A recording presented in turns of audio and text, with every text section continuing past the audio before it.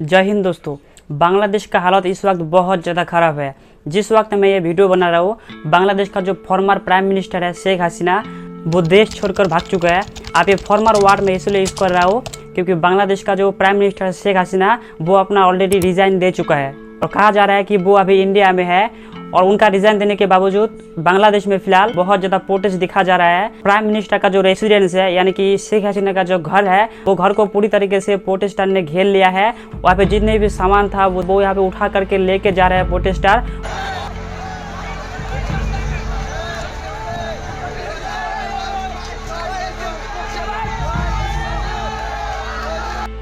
और इसके साथ बांग्लादेश का जो बंगबंधु है, यानी कि शेख मुजीबुर रहमान, उसका स्टैचू है, उसको भी तोड़ दिया गया है।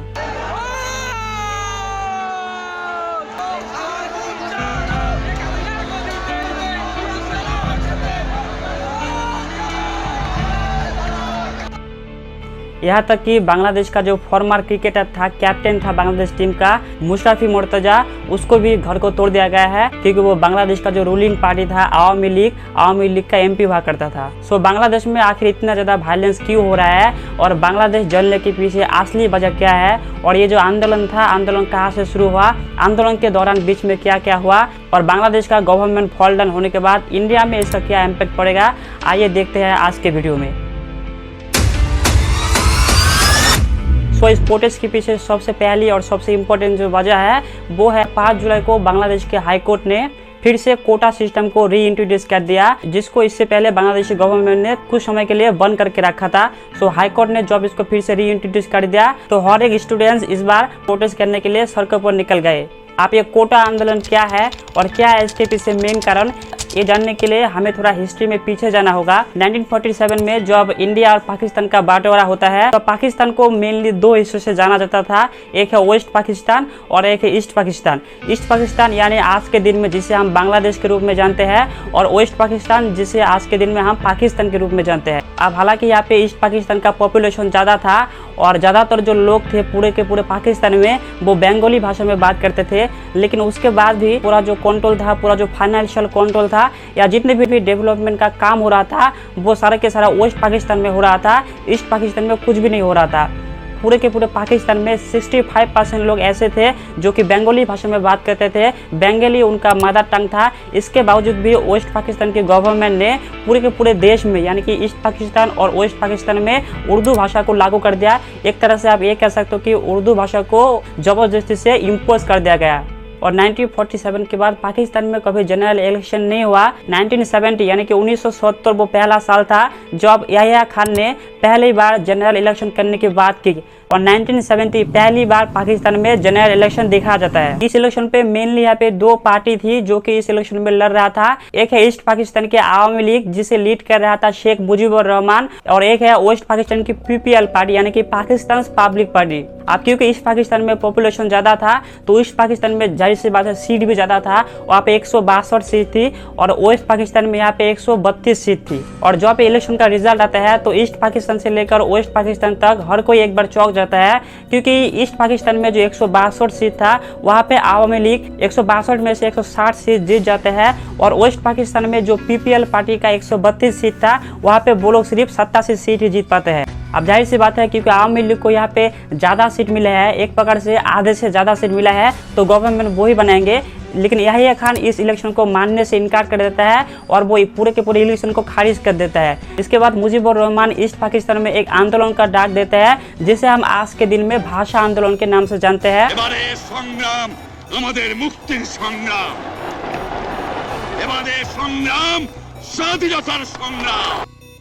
वो वेस्ट पाकिस्तान को एक सेपरेट कंट्री के रूप में देखना चाहते हैं, जिसके लिए वो एक मुक्ति बाहिनी नाम के सेना बनाते हैं। बाद में बहुत सारा ऐसा हिस्ट्री है कि इंदिरा गांधी ने उस मुक्ति बाहिनी की सेना को ट्रेनिंग दिया है और भारत ने भी बहुत सारा मदद किया है, जिसकी वजह से वेस्ट पाकिस्तान जो है वो ईस्ट पाकिस्तान की आर्मी को टेक ओवर कर लेते हैं। वो एक तरह से जीत जाता है इस युद्ध को। इसके बाद बांग्लादेश का जन्म होता है और शेख मुजीबुर रहमान बांग्लादेश की पहले प्राइम मिनिस्टर बनते हैं। उसके बाद जिन लोगों ने भी इस आंदोलन में हिस्सा लिया था उन लोगों के लिए एक कोटा बनाया गया था गवर्नमेंट जॉब के लिए 30% जो गवर्नमेंट जॉब है वो इन लोगों के लिए रिजर्व रखा गया। इसे हम मुक्ति योद्धा कोटा कह सकते हैं। लेकिन बाद में 1997 में इस कोटा को और एक्सटेंड कर दिया गया।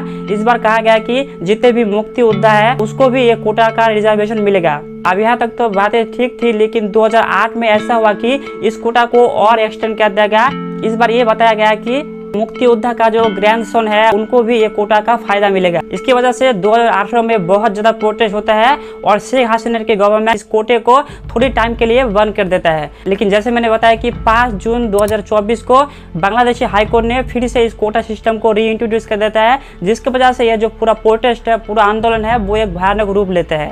अब पहले तो ये आंदोलन बहुत ही पीसफुली हो रहा था, बहुत ही शांतिपूर्ण तरीके से हो रहा था, लेकिन धीरे धीरे ये आंदोलन, ये प्रोटेस्ट भयानक रूप लेते हैं, क्योंकि शेख हसीना ने इस प्रोटेस्ट को हैंडल करने का जो तरीका है वो गलत अपना है। उन्होंने दरअसल स्टूडेंट से बात करने की बजाय उनकी पार्टी का आवामी लीग का जो छात्रों लीग है, अब छात्रों लीग जो कि दरअसल एक गुंडई है, उनको ये आंदोलनकारी के सामने भिड़ा दिया। एक तरह से छात्रों लीग के जो जितने भी सदस्य हैं उनको इस आंदोलनकारी को रोकने के लिए, मारने के लिए भेज दिया। अब जिसके बाद जाहिर सी बात है जितने भी आंदोलनकारी है वो और ज्यादा भड़क गए और इस भड़कने के बाद आग में घी डालने का काम करता है 14 जुलाई 2024 की शेख हसीना के एक बयान को। মুক্তিযোদ্ধাদের নাতিপুতিরাও পাবে না, তাহলে কি রাজাকারের নাতিপুতিরা পাবে? जहाँ पे शेख हसीना जितने भी आंदोलनकारी है उनको राजाकार बताती है। अब राजाकार बांग्लादेश में एक बहुत खतरनाक वर्ड है। इंडिया में हम जैसे देशद्रोही के नाम से जानते हैं, बांग्लादेश में आप उसको राजाकार की सिनोनिम मान सकते हो। राजाकार यानी वो जिन्होंने 1971 में जो वार हुआ था पाकिस्तान और बांग्लादेश के बीच में, कुछ ऐसे लोग थे जो कि पाकिस्तान को सपोर्ट कर रहे थे, उन लोगों को राजाकार कहा जाता है बांग्लादेश में।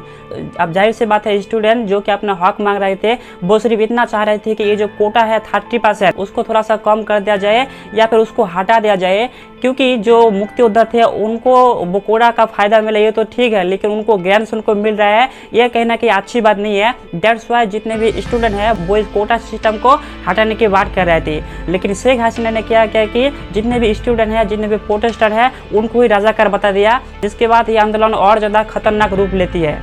कहा जाता है कि इस वक्त तक बांग्लादेश में इंटरनेट शटडाउन हो चुका था और जो मेन स्ट्रीम मीडिया है वहाँ पे शेख हसीना का पूरी तरीके से कब्जा है, वो भी अच्छी तरीके से ट्रांसपेरेंसी से न्यूज़ को नहीं दिखा रहा था।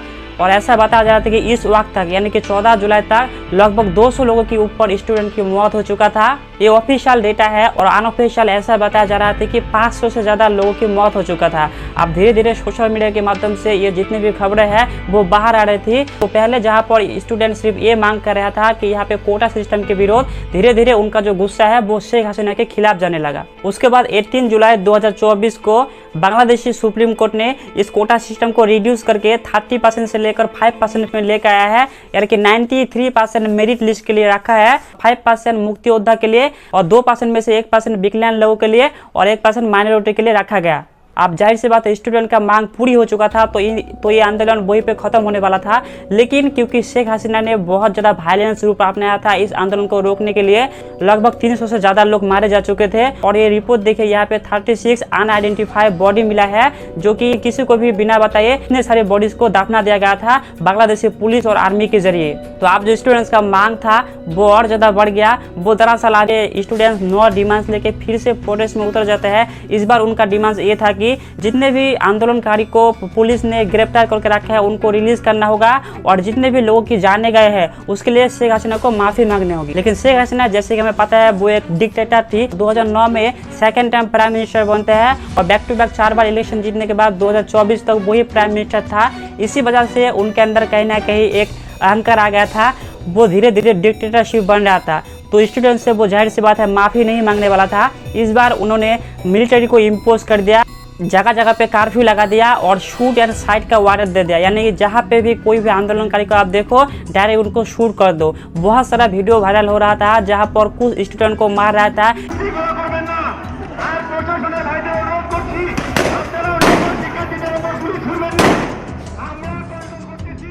বৃত্তি পাচ্ছে আমার ভাই এইটে পাচ্ছে, আমার ভাই মেট্রিকে পাচ্ছে, ইন্টারে রংপুর কলেজত ভাই সরকারি কলেজত স্কলারশিপ পাতে ভাই, বাপে আমার খুশিতে কান্দিছে ভাই।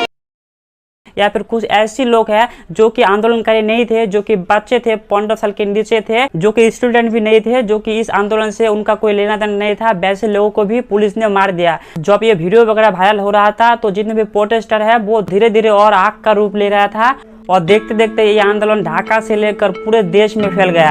आंदोलनकारी के द्वारा पूरे सड़कों को घेर लिया गया, जितने भी सरकारी ऑफिसेस थे उसको घेर लिया गया और इस टाइम पे शेख हसीना गवर्नमेंट फिर से इंटरनेट शटडाउन कर देते हैं, यहाँ तक कि जो व्हाट्सएप है उसको भी थोड़ी देर के लिए बैन कर देते हैं। आप पिछली बार याद कीजिए जब इंटरनेट शटडाउन किया गया था तो बहुत सारे लोगों को मारा गया था, तो जाहिर सी बात है इस बार भी कुछ ऐसा प्लानिंग हो रहा था। और इस आंदोलन में सबसे खराब जो दिन देखा गया वो 4 अगस्त 2024 को देखा गया। उसको आप बांग्लादेश की हिस्ट्री में एक ब्लैक डे, काला दिन मान सकते हो, क्योंकि बताया जा रहा है कि सिर्फ 4 अगस्त के दिन को सिर्फ एक दिन में 100 से ज़्यादा स्टूडेंट को मारा गया है। हालांकि सिर्फ स्टूडेंट नहीं, यहाँ पे कुछ पुलिस वाले भी मारा गया है। इसके बाद ये आंदोलन इतना खतरनाक रूप ले दिया है जिसे मिलिट्री भी रोक नहीं पाते हैं। और 5 अगस्त को बहुत से लोगों की भीड़, मान लीजिए एक सैलाब आ रहा था, प्राइम मिनिस्टर के जो रेसिडेंस है, जो शेख हसीना की घर है, वहाँ पे बहुत सारे लोग एक साथ आ रहे थे हमला करने के लिए। मिलिट्री ने तुरंत शेख हसीना को बताया कि हम इस भीड़ को रोक नहीं सकते, आप देश छोड़ के भाग जाइए।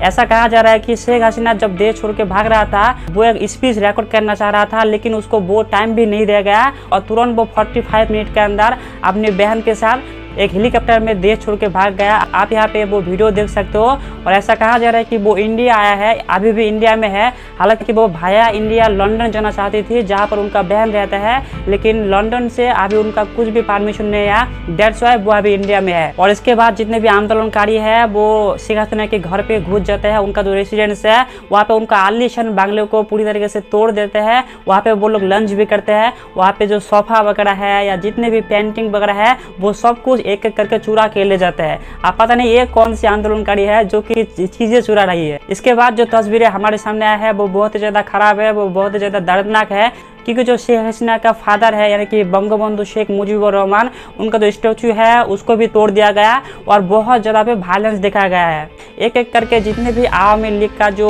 पार्टी का मेंबर था उनको घर को तोड़ दिया जा रहा है और जितने भी गवर्नमेंट का ऑफिसर्स है उसको भी तोड़ा जा रहा है। उसके बाद बांग्लादेश का जो आर्मी चीफ जनरल है वो आके बताते हैं कि यहाँ पे बांग्लादेश में एक इंटरिम गवर्नमेंट बनाया जाएगा बहुत जल्द। लेकिन यहाँ पे आपको यहाँ पे बताना बहुत ज़्यादा जरूरी है कि ये वायलेंस अभी भी नहीं रुका है। शेख हसीना के आने के बाद ये 2 दिन में लगभग 100 से ज़्यादा लोगों की मौत हो चुकी है, जहाँ पर प्रोटेस्टर है, जहाँ पर कुछ नॉर्मल लोग हैं, कुछ आवामी लीग के लोग हैं। और कहीं पे खबर ऐसी भी आ रहा है कि जो बांग्लादेश में जो माइनॉरिटी है यानी कि जो हिंदूज वगैरह है उनको भी अटैक किया जा रहा है। और यहाँ पे जो आग लगाने के काम कर रहा है वो है हमारी इंडियन मीडिया, जिसको पूरी सच्चाई तो कुछ भी नहीं पता, लेकिन वो लोग इसको ऐसे छाप रहे हैं, वो लोग इसको ऐसे दिखा रहे हैं खबरों में कि ये दरअसल आंदोलन था स्टूडेंट प्रोटेस्ट, जैसे कि हमें पता है। वो लोग इसको अमेरिका की CIA से जोड़ रहा है या इसको चाइना की हिस्सेदारी बता रहा है।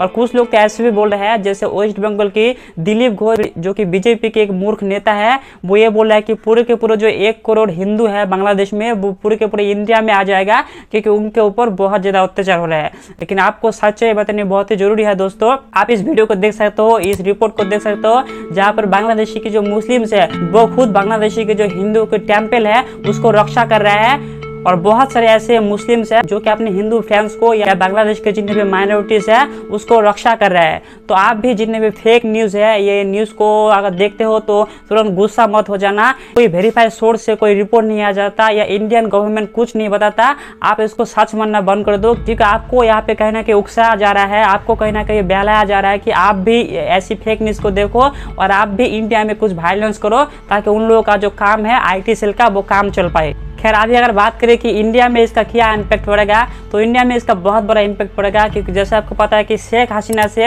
हमारे नरेंद्र मोदी जी यानी कि इंडियन गवर्नमेंट का बहुत अच्छा कनेक्शन था, उनका जो रिलेशन था वो बहुत ही अच्छा था। क्योंकि अभी शेख हसीना बांग्लादेश के प्राइम मिनिस्टर नहीं है, या आगे चल के कभी नहीं बन पाएंगे। BNP पार्टी यानी कि बांग्लादेश नेशनल पार्टी यहाँ पे इंटरिम गवर्नमेंट में हिस्सा लेते हैं। तो जाहिर सी बात है इंडिया और बांग्लादेश का जितने भी बिजनेस रिलेटेड डील था वो पूरे के पूरे खत्म हो जाएगा, क्योंकि BNP पार्टी यहाँ पे इंडिया को ज़रा भी पसंद नहीं करता। तो अभी के लिए इंडिया और बांग्लादेश के बॉर्डर में जितने भी BSF का छुट्टियाँ था इंडियन गवर्नमेंट ने उसको रद्द कर दिया है और हाई अलर्ट जारी कर दिया गया है। बॉर्डर में BSF का जो नौजवान है उसको बढ़ा दिया गया है और ढाका टू दिल्ली जितने भी फ्लाइट था उसको अभी बंद कर दिया गया है। और जो ट्रेन था जो कि इंडिया से बांग्लादेश जा रहे थे उनको भी रोक दिया गया है। अभी बांग्लादेश में इंडियन कुछ स्टूडेंट्स और कुछ लोग काम करने के लिए गए हैं। टोटल मिला के 19,000 ऐसे इंडियन लोग हैं जो कि अभी बांग्लादेश में है। अभी इंडियन गवर्नमेंट ने बताया कि उनको बहुत जल्द इंडिया वापस लाया जाएगा। अभी बांग्लादेश में आगे क्या क्या होता है ये देखना दिलचस्प होगा, और बांग्लादेश में इंटरिम गवर्नमेंट कब बनते हैं, उसमें कौन कौन सी हिस्सा लेते हैं, ये सब कुछ कहना कि भारत में भी एक बहुत बड़ा इम्पैक्ट छोड़ेगा। बस इतना ही कहना चाहूंगा कि ये जो भी हुआ है या जो भी हो रहा है वो बहुत ही बुरी है, ऐसी नहीं होनी चाहिए थी जरा सा। लेकिन अभी आप देख सकते हैं कि हमारे जितने भी नेबर कंट्री है उनका हालत अभी एक भी ठीक नहीं है, चाहे वो श्रीलंका हो जाए, चाहे वो पाकिस्तान हो जाए, चाहे वो म्यांमार हो जाए। अभी अगर बांग्लादेश की बात करें तो वहाँ भी पॉलिटिकल कंडीशन इतना ज़्यादा खराब हो चुका है। सो अगर आपको ये वीडियो थोड़ी सी भी इन्फॉर्मेटिव लगा तो आप वीडियो को लाइक कर सकते हो, शेयर कर सकते हो, चैनल को सब्सक्राइब कर सकते हो। मैं मिलता हूँ अगले किसी वीडियो में, तब तक के लिए जय हिंद।